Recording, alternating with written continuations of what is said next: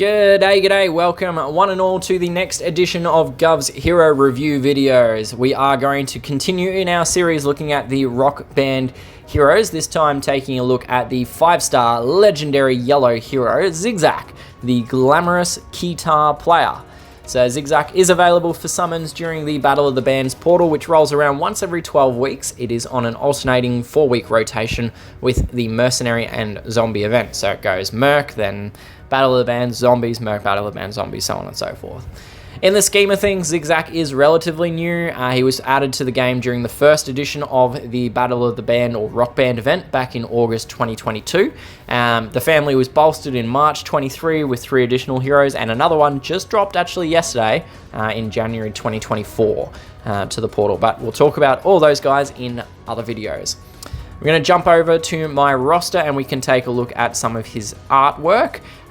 So, you know, he's got the keytar there, he's got the leopard print leggings, he's got the leg warmers and the arm warmer, and it could very well be argued he is quite glamorous in that. I'm not a huge fan, though, of the hairdo. I don't really like the mullets, I'm going to be honest. I think it's something that probably could have stayed in the 80s. But anyway, have a look at that if you so choose. And you can pause the video for further inspection. So flipping back over to his card and taking a look at the family bonus. So Zig Zack is a member of the Rock Band family, which means that he will automatically gain armor at the start of each wave. The armor gained is equal to 10, 15, 20, 25, 30% of his max HP if there are 1, 2, 3, 4, or 5 unique Rock Band family members in the battle.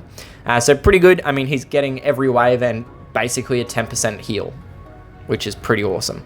At the start of a raid, he gets 10% overheal, essentially, every time. Note that they do have to be unique heroes. You can't bring along 2 copies of Zig Zack, because not only would that be broken, it also just doesn't trigger multiple heroes on that front. It's got to be someone like Zig Zack and Roxy, or Zig Zack and Mayhem, for example. The Rock Band family members also gain a bonus when they are used during the Battle of the Bands event. Specifically, they will gain a plus 4, 8, 12, 16, or 20% attack and defense for having 1, 2, 3, 4, or 5 unique Rock Band family members in the team. So note that this only applies when they are used in the Battle of the Bands event. It does not apply at any other time in the game. It's only when they're used in the Battle of the Bands event.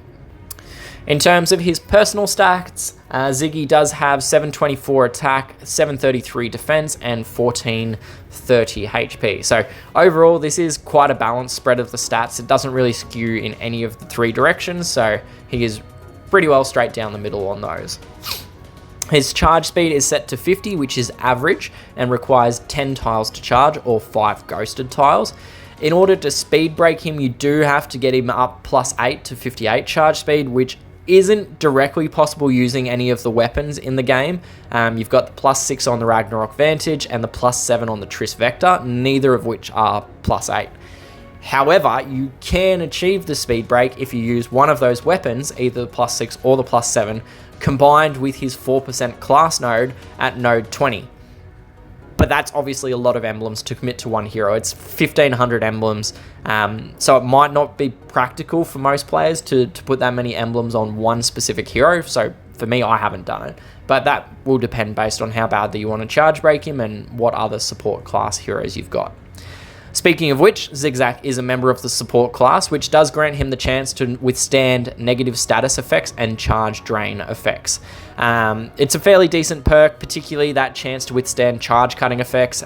Charge control is one of the best features in the game, so it can also be extremely annoying when you go to control the enemy charge speed and they withstand it. It's kind of like an inverse of the recon talent, so you take the damage but resist the ailments, as opposed to evading the damage but taking the ailments. So by way of an emblem path, I'll flip back over to my roster because I have emblemed my Zig Zack. So we do see that I have gone a defense HP route. So when having to choose between defense and HP, I chose the defense route. HP would also make just as much sense because you do gain a slight amount more armor per wave from the family bonus, but I just went with defense for for me, I prefer defense over HP, generally speaking. But yeah, the main aspect was, though, to improve his overall survival, because he's got no real direct damage. Well, he doesn't have any direct damage, so there's no point accentuating his attack stat. So that's the emblem path that I went. I obviously stopped at plus 18. I didn't want to commit the additional emblems. You can see I don't have them spare at the moment anyway. Flipping back over to the portal, and we can take a look at one last element before we get to his skill, which is the existence of the passive ability. So this is a somewhat unique feature. It's currently only on the Rock Band family members at the time of this review. In Zig Zack's case, his passive ability is to apply +1 critical chance stack to all allies at the end of each turn. Each stack is worth +1% crit chance, and a maximum of 30 stacks can be given to any specific hero for a total of +30% crit chance total. Stacks are separate to buffs and ailments. The only way to reverse a positive stack is with a negative version. They don't have any end time, so you can temporarily combat them with a negative crit chance ailment, but it doesn't remove the stack in any way. So due to the exclusivity and the limited options available, you can't actually reverse this passive crit chance stack from Zig Zack. So yeah, there's just no hero with a negative crit chance stack in their skill or passive. Moving on to his special skill. His special skill is titled Synth Solo, and at level 10 and 50 charge speed, it will grant all allies an immediate 20% charge, buff all allies with a +16% dodge bonus for 3 turns, apply a -28% charge generation debuff to all enemies for 3 turns, and it will finally apply +5 stacks to all allies, again each of them giving +1 crit chance per stack. So breaking that apart a little bit, it's going to be a little bit different to what you're probably used to in these review videos, because there's no like pseudo healing or healing to compare on a per tile basis. There's no direct damage either. So either way, though, we are going to break this down a little bit and have a look at each of those lines in a bit more detail. So the first line of that skill is the +20% charge instantaneously to each ally, which is straight up awesome. It is a flat 20% increase, so regardless of the hero's charge speed, they are going to only go up by 20% of their total capacity. So if an ally was on 45% charge, they will be increased to 65% charge. This obviously has really great implications for slower heroes, because they're getting a free charge boost or a charge break, essentially. It's got less of an impact on fast heroes. So essentially that's because fast heroes need less tiles to charge, so 20% of 8 tiles is only one tile, whereas 20% of 12 tiles is worth 1/26? 1/6? 2 tiles? 2 tiles. So yeah, so you can see that difference between the two speeds, essentially. So it is worth noting that this is instant charge, and it is actually affected by charge generation modifiers, so the 2 or 4% class emblem, buffs from Jocasta, or ailments like from Sapphire. So you could theoretically get +24% from Jocasta and +4% from the class node, multiplying onto that 20%. So those heroes would actually get about 25% free charge, not 20%. So yeah, just something to bear in mind, that you can actually improve it using charge generation modifiers.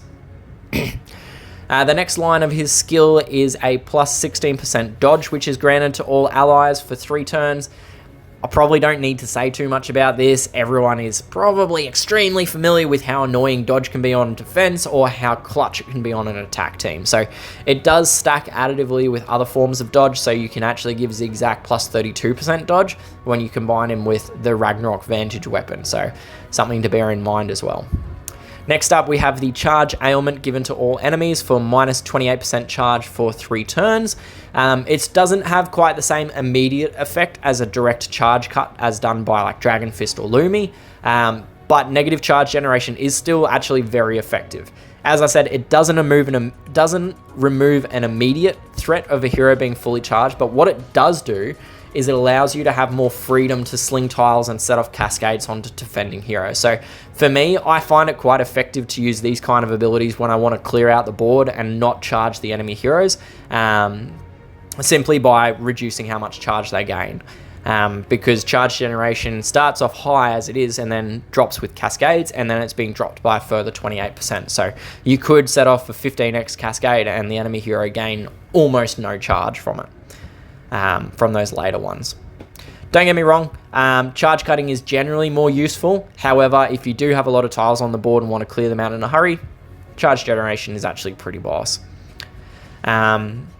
Finally, we arrive at the stack part of his skill. So this puts +5 stacks onto all allies, each doing +1% crit chance. Crit damage, for those of you that don't know, is a doubling of the normal damage done to an enemy. So if a tile was meant to do 150 damage to the enemy, it will instead deal 300 damage to the enemy. Two things to note here. Number one, it is only normal damage that can crit, so damage that comes from tiles, minions, or slash attacks. Special skills are exempt. I don't know how many times I say this, but you cannot crit a special skill unless it is explicitly mentioned in the hero skill, i.e. Mortis. No one else can get crit special skill damage. The second thing to note is that the additional crit damage is calculated based off base damage before elemental modifiers are introduced. So this is something just general to note with crit damage. So a tile that's doing, bear with me, this is going to get a little bit technical. So if you aren't interested, just skip forward a couple seconds. But crit damage on a strong tile will ultimately do 3.5x damage because you get 2 times the base damage for the crit, and then you get an extra 1.5 times the base damage for the elemental bonus. So that's 2 plus 1.5 equals 3.5 bonus damage.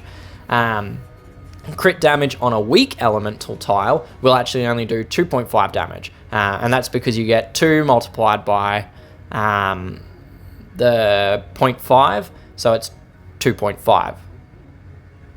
Sorry, negative, it ends up being 1.5 because it's 2 multiplied by negative 0.5, sorry, 2 plus negative 0.5, which makes it 1.5 times damage. So a little bit confusing, I know, but the short of it is that crit damage is actually very, very effective at bolstering your damage output from tiles.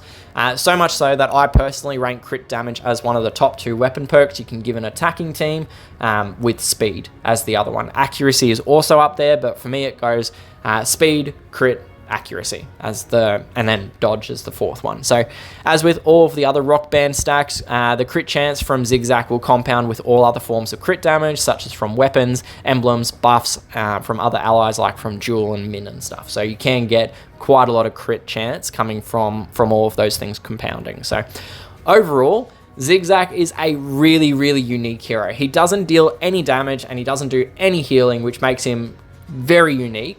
However, he does support your entire team by effectively making them 20% faster to charge from that free charge generation he does. The crit chance stack is fantastic. It will boost your tile damage massively when it procs, and the combination of dodge and negative charge generation leads to better survival out of your team and your heroes in a battle. So I do like Zig Zack. I will say from the outset, if you do summon him and level him, he does take a little bit of getting used to and working out where and when is best to use him because he is so unique.